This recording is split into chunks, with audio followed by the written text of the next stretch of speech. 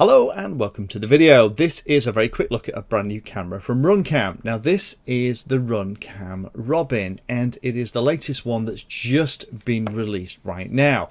Now for those of you that watch the channel a lot, you'll know that I try and get all the Runcam cameras in to have a look at them. I'm a big fan of the current generation of Runcam cameras. The way that the wide dynamic range works and the way that they are engineered is very good indeed, and I tend to use almost completely Runcam in the builds that I do. But this one is a little bit of a surprise because those of you that watched reviews over Christmas time will have seen me review the Runcam Racer 2. That's about $37. Then you've got the other cameras in the lineup. Things like the Runcam Micro Eagle, which is $45. The Runcam Micro Swift 3 is $37.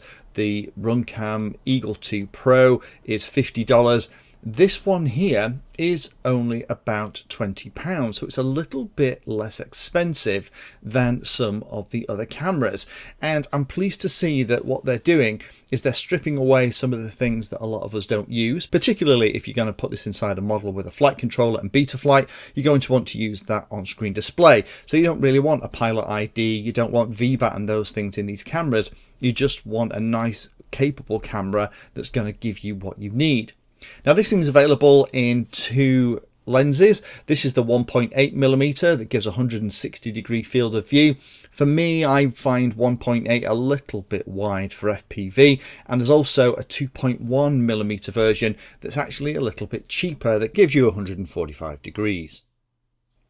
Now this is a 700 TVL line camera, 4:3 only, so there's no ability to switch between widescreen and 4:3.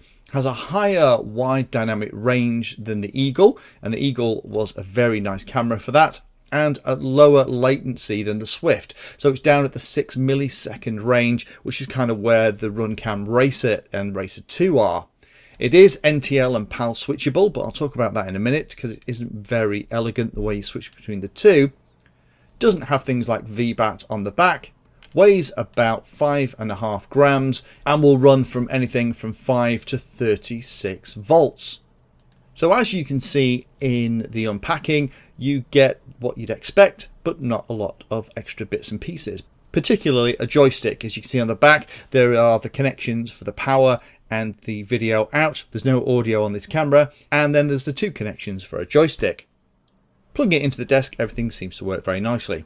To change between NTSC and PAL, you have to short the pins for the OSD, so you have to kind of get yourself something like a little screwdriver or something and pop them in there when you power the camera, and it'll reboot into the alternative system.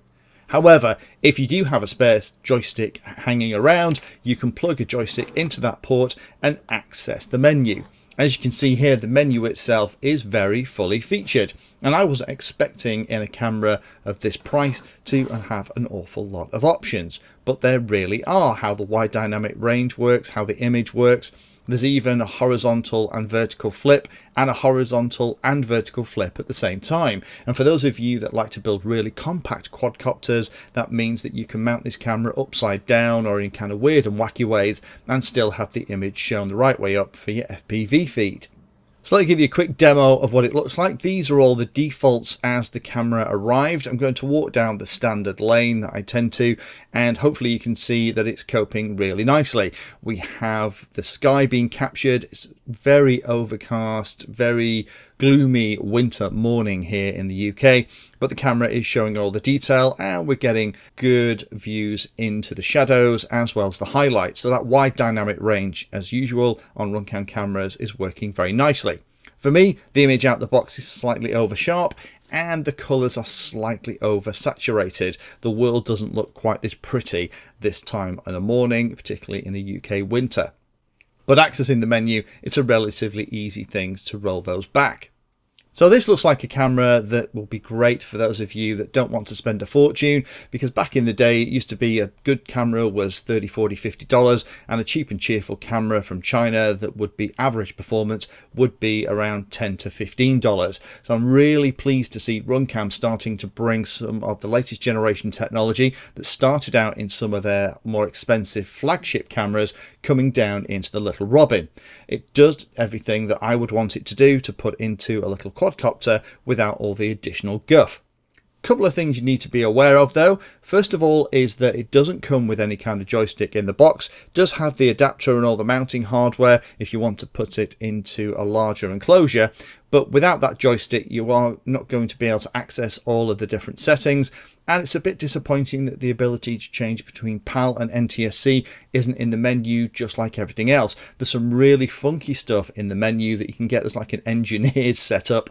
Not sure what that was. I don't really want to play too much in there, but these are all the defaults, so if you do accidentally change anything on yours, you can see what mine was set to. And the only other thing that I found was that mine occasionally like to flick into black and white mode. Now I forced mine into color mode and that seems to have resolved the problem. But indoors in particular, it did like to flick into black and white mode and desaturate it to retain a really nice image for me. Now forcing it into color and walking and using it outdoors for the testing, it has performed really nicely. But as you can see, when I'm moving quickly up and down from bright areas into dark areas, the camera responds very quickly and very nicely to the changes in light. But hopefully that's been interesting for those of you that have seen the Runcam Robin come up on the website. It is a nice, cheap and cheerful camera. It doesn't have all the OSD elements that some of the other cameras do, but amazingly has an awful lot of functionality inside the menu if you can get your hands on a joystick.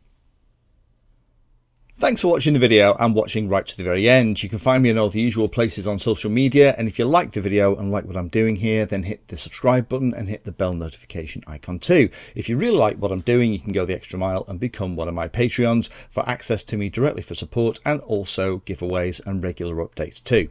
If you're looking for particular content, then check out the playlist. I organize all of my videos into playlists, so if you're looking for a particular topic, you can find everything here. If it's called Introduction To, it's designed to start very simply and build on that simple introduction to teach you all about it. If it's called For Beginners, then that is really aimed at people who are brand new to that part of the hobby.